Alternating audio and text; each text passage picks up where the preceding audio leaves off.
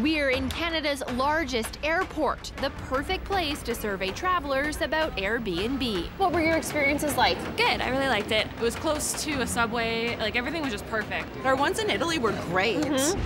The magic of traveling. Ah, yes, the magic of traveling. It's exactly what Airbnb is selling, and they built a $30 billion business on it. Together, all in one place. With more than 6 million listings, Airbnb is the biggest home-sharing brand in the world. You get a lot more options. It's a lot cheaper than an all-inclusive. It's like home away from home. But before you click on what looks like your dream suite, find out what to do when Airbnb goes Airbnb bad. It's winter in Alberta, so naturally David Jackal makes plans to spend a few weeks somewhere warm. So we kind of deemed this as my 50th birthday present. Yeah, it was a little bit more than just our usual getaway. Arranging that much time off from his job as a crane technician takes a lot of planning, but eventually he books an Airbnb for him and his wife Kelly in Huatulco, Mexico, 6 months in advance. He spends $1,300 for a 5-week stay. The place was exactly what we wanted, and the price almost seemed too good to be true. Turns out, it was. So, I believe it would have been Friday night. I get a text saying that our host is canceled on us. And you're supposed to check in? Monday. Okay. Right? And I'm just like, okay, so this is just a joke. This is, you know, just, they're having some fun with me, right? You know, like, and then it's like, okay, so now this has just gone serious. And get this, at the last minute, David says the only good alternative was over $6,000 more. So he asks Airbnb to cover the price difference. I was never doing this to be malicious or to try and screw Airbnb out of money, but I don't want to be out money. I don't see where this ends up being a me issue when a host goes and cancels on me. So was this an isolated incident? To find out, we need to bring together 2 other giants. Dan Weber is the founder of AirbnbHell.com, a website that publishes horror stories written by Airbnb users. He launched the site in 2013 after a bad hosting experience. Asher Ferguson is a travel blogger. He analyzed 1,000 Airbnb guest stories, and he's got the scoop on the most common complaints. You guys had heard of each other, but you've never met before. Correct. You did a deep dive into this. What are the most common things that go wrong? Yeah, so the most common is actually the host cancels the stay, typically last minute. So you get off the plane in Paris, you get a notification, you have no accommodation. Just what happened to David. Airbnb offers David similarly priced alternatives, but he says they just didn't compare. When I was looking at these, it was like, this is not even close. So you didn't feel like they compared? No, right? And I mean, price-wise, the comparison was spot on. Amenity-wise and everything else, not even close. Remember, David is a planner. He booked his original rental months in advance to get the best deal. At the last minute, he says the only similar listing was $7,400. That's more than $6,000 difference. Can you provide me the full name on your account, please? So, after weeks of exchanging messages, he's on the phone making his case to a customer service rep. I do want to let you know that Airbnb only pay a percentage. We do not cover the whole total cost, okay? If your host cancels at the last minute and your new place costs more, Airbnb says we may help by covering a portion of the difference. So anytime a host cancels and they cancel on their behalf, we provide you a rebooking credit. David put $920 down when he booked, so his rebooking credit is 10%, or $92. No, I did see the $92 credit. So I will let her know that you are seeking additional compensation. But David is not giving up. He's going to keep fighting for that refund. I wake up every night and trying to figure out, where did this go wrong? Yeah. Why, you know, I don't want to be, oh, why me, why me, why me? But, you know, where is their support? So what should Airbnb do? Our experts are divided. I'm not sure giving $6,000 or something would make sense. I think it's one of these things where you got to have a platform that doesn't even allow this to happen. If they had to compensate everyone, it would end the business overnight. I would argue, yes, Airbnb should pay for it. Reason being, that motivates them to do the right thing and actually police their own platform in the first place. Tell me about your experience with Airbnb. What's it been like? Night number 1 was great. Okay. Night number 2, the host canceled on us, and we were left in Munich trying to figure out where we were going to stay the next night. Who picked up the tab? We did. Did that happen to you? Yes. New York City. I just communicated with the host saying, I'll see you tomorrow kind of thing, and he had double booked it, and he canceled on me at the last minute. Did Airbnb help you out? No. They sometimes get better offers, and that's often what they do. They get a better offer. Yeah, Right. they're on VRBO, Yeah. Right. they're on Airbnb, and whoever pays them the most money, Right. they just kick the other people off. Asher has a similar theory about what might be behind some of the last-minute cancellations. That's often connected to a scam where the host has different listings on Airbnb and maybe other rental websites, and they list them at different price points. And then when the lower price point is taken over by the higher price, they cancel the lower price point guest because they make more money, and they do it last minute. Airbnb won't speak to us on camera about cancellations, but the company did tell us negative incidents are extremely rare. When they do happen, the company says it tries to make them right. So is there anything you can do to avoid what happened to David? The last minute cancellation is a hard one. I mean, they can do their research, they can look up the host, they can read the reviews, contact the host, ask questions, try to get a sense of how responsible and responsive this person is. I think staying with hosts who have only 5-star reviews, and a lot of them, like at least 50 to 100, the more the better. And they now have this service, Airbnb Plus, also super hosts. Both of those are way more likely to not cancel than someone who doesn't have those status.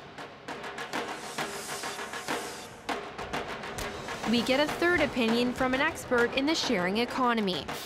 Ryerson University professor Kernahan Webb. You come to the hotel, you were booked at the hotel, you get there and, hey, there isn't a room available. Or you go to the room and it's smelly, or whatever. And what do hotels do? They adjust on the spot. If you don't up your game constantly to keep your customers satisfied, you will lose your customers. Looks like Airbnb does some adjusting for David after we get involved. So you are back in Mexico and loving it. Yeah. Finally, after I think it was nearly 3 months of back and forth emails, phone calls, to finally get the news that you were hoping for. You know what, they did come up with the compensation. They did come up with the difference that it did cost me. David's total refund, $6,400. David, do you know that this is a $30 billion company and you took them on and you won? I don't want to say that I took them on, but I didn't give up. How's that? How to avoid a vacation nightmare. We're back, getting to the bottom of some common Airbnb issues. And our investigation brings us to Toronto, where one of our producers is picking up the keys to a luxury condo just outside of downtown. Here?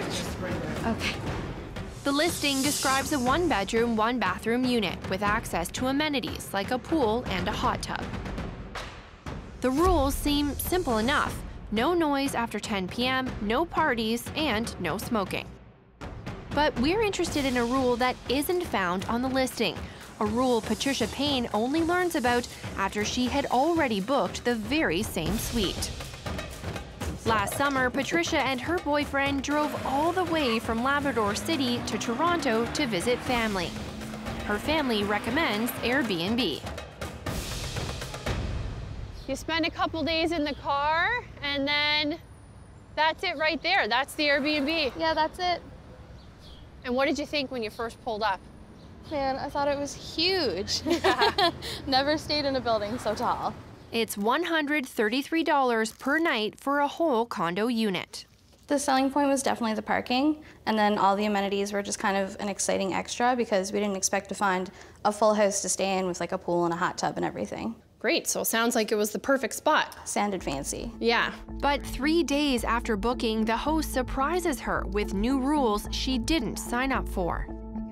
So he gives me the rules and the address and says some notes about my stay. The first thing that he says is if anyone asks, you're just visiting, please don't mention Airbnb or short-term rental. It's prohibited in the condominium building. Huh. And then he goes on to say that I should not, and in all caps, not, talk to concierge or security in the building. So what were you thinking when you read, it's prohibited in the condominium building? I kind of panicked and I was not sure what to do. So what are the chances you'll end up in a covert Airbnb?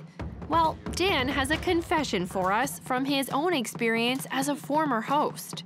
I mean, I'll testify myself. I wasn't, when I first started as a host way back in the day, I wasn't supposed to do it there. We appreciate your honesty, Dan. They have to know what's happening. This is fairly simple data to collect. They could also have a very simple sign-up platform where all of these apartment managers just say, I want this address blacklisted. Also, when you're creating a host account, you could submit documentation yourself showing what are the covenants of that building.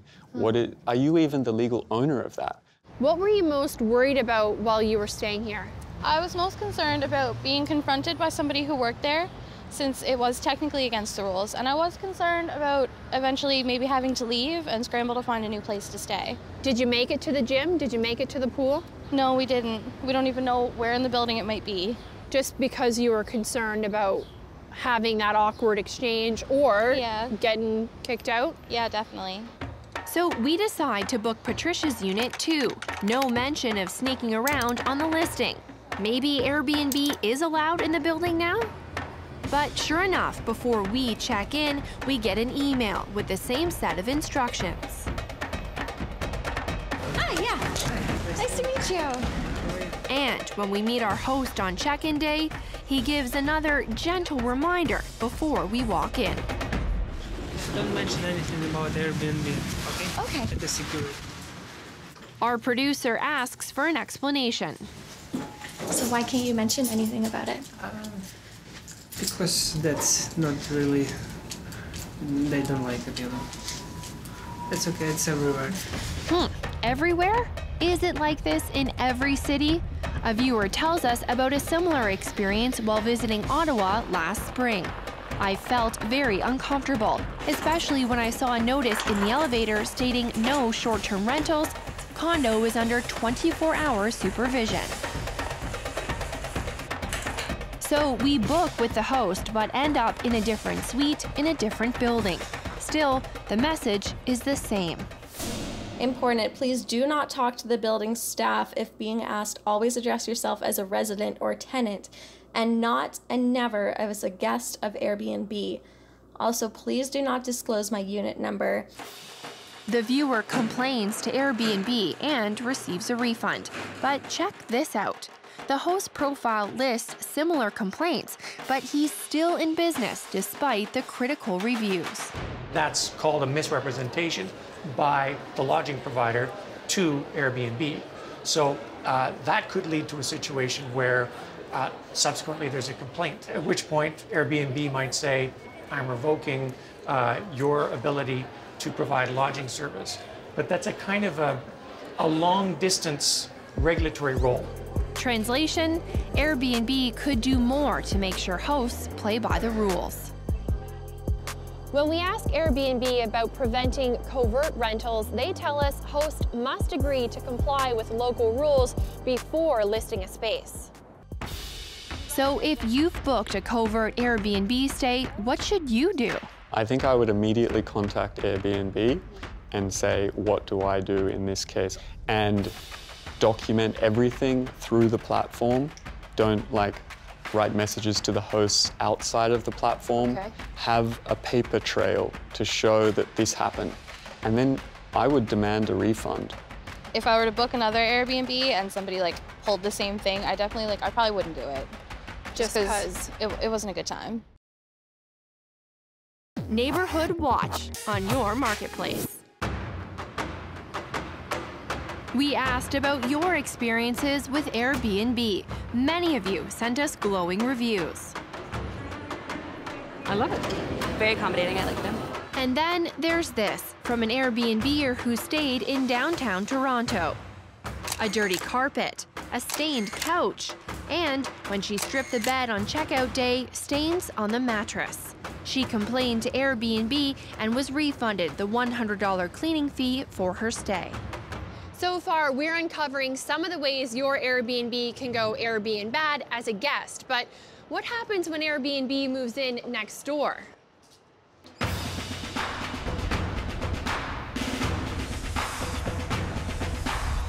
Prince Abiona is called the Airbnb hunter. He knows exactly what he's looking for. So it's just a matter of finding the right listing and shutting it down. If for this particular building, I guarantee you we'll find you out within 24 hours. You're that good. I'll say yes. Prince is the building supervisor at this downtown Toronto condo. About 8 years ago, it banned short-term rentals. He works alongside condo board president Chris DeVita to ensure that Airbnb and others stay out. This is what they're trying to avoid. The 19-year-old has been charged with mischief, endangering life, damaging property, and being a common nuisance. It's believed the woman in the video, Marcella Zoya, was staying in an Airbnb in Toronto. But Chris is also concerned about a different kind of threat from short-term rentals. Our biggest contributor to the negative aspect is, again, the lack of community.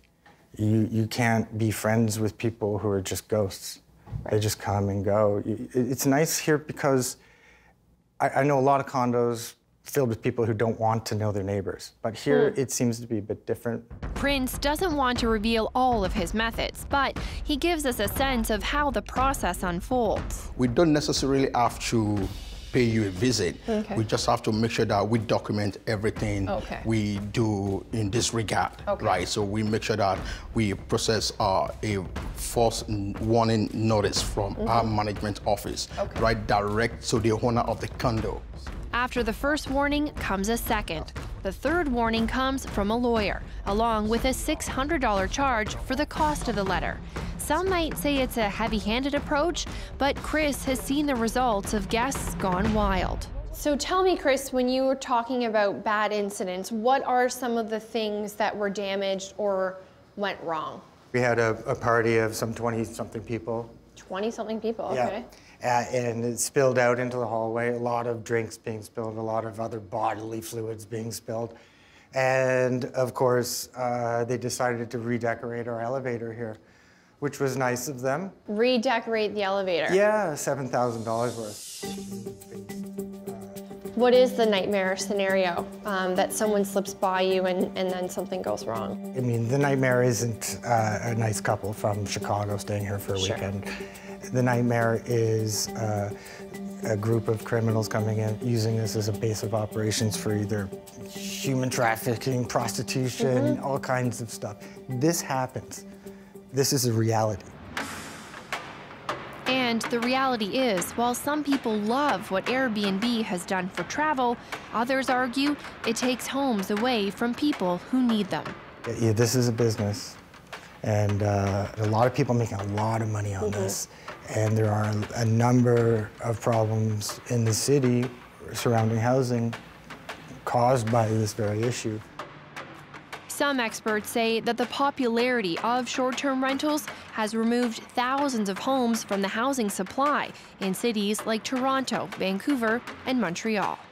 Airbnb argues responsible hosting brings economic benefits for hosts and their communities, and it's working with cities to find a balance between housing concerns and the rights of hosts.